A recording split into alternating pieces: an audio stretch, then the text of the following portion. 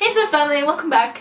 In today's travel tips video, I'm going to be talking about cruising because obviously I work on cruise ships, so I get a lot of people asking me questions about cruising, and especially if you've never been on a cruise before, you don't really know what to expect. So I've compiled a list of 10 travel tips just to help you plan your cruise vacation.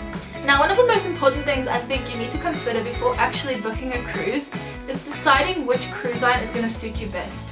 Obviously, there are so many different cruise lines to choose from, and each one of them sort of has their own niche market.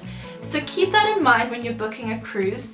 If you're a family with youngsters and you want to have a lot more fun and games and activities, look at cruise lines like Carnival or Royal Caribbean or Disney. Those are really going to keep younger people entertained.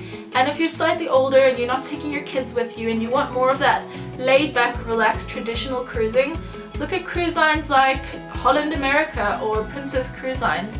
They don't have all those bells and whistles, and you're also not going to have screaming kids in the background.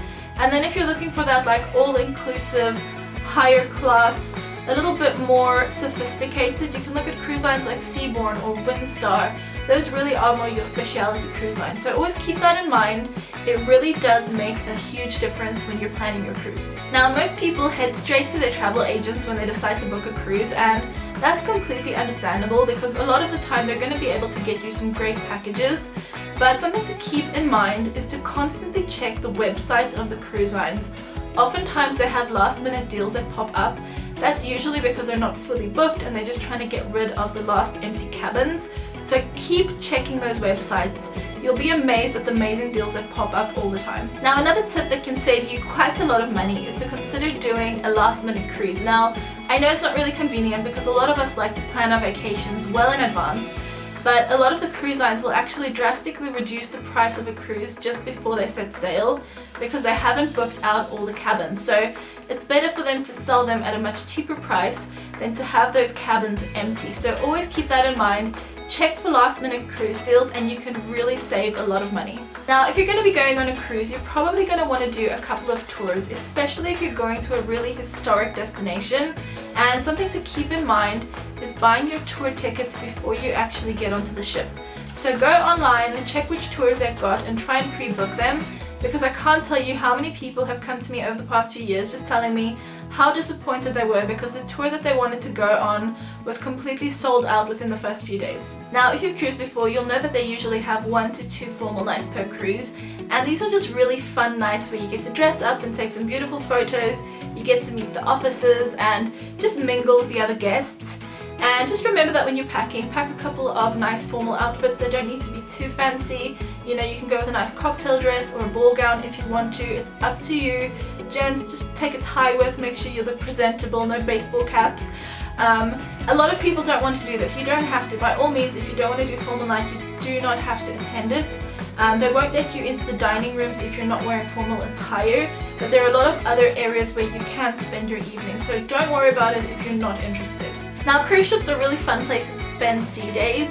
They usually have a whole load of events planned, and there's anything from knitting clubs to salsa dancing to maritime seminars. So always check your patter or your schedule every morning. That's going to tell you all the events that are happening throughout the day. Mark them, take that with you so that you don't miss any of the fun. Now, I know a lot of people who cruise don't always like to eat in the dining room. They prefer just to go to the buffet and eat whenever they like, with whomever they like. But something that's really fun at the dining room is if you go for like an anytime dining option, you'll usually get placed with different people at a table every evening, and that way you get to meet new people and socialize, and it really is a fun event where you get to meet a lot more people than you would if you were just to stick with your own group of friends. Now, you might meet some people whose company you really enjoy while you're cruising, and a great tip is to carry your own personalized business cards with you. I've seen so many people do it over the years. Whenever they meet someone that they really like, they hand them one of their business cards, and it's just a great way to give them your contact details so that you can stay in touch.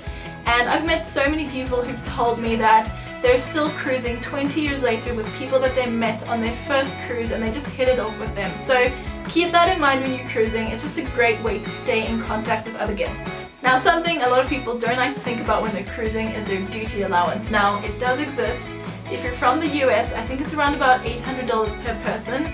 So when you're getting off the ship and you're shopping outside, anything that exceeds the price of $800, you're going to have to declare and you will get charged duty on that. So just keep that in mind when you're shopping.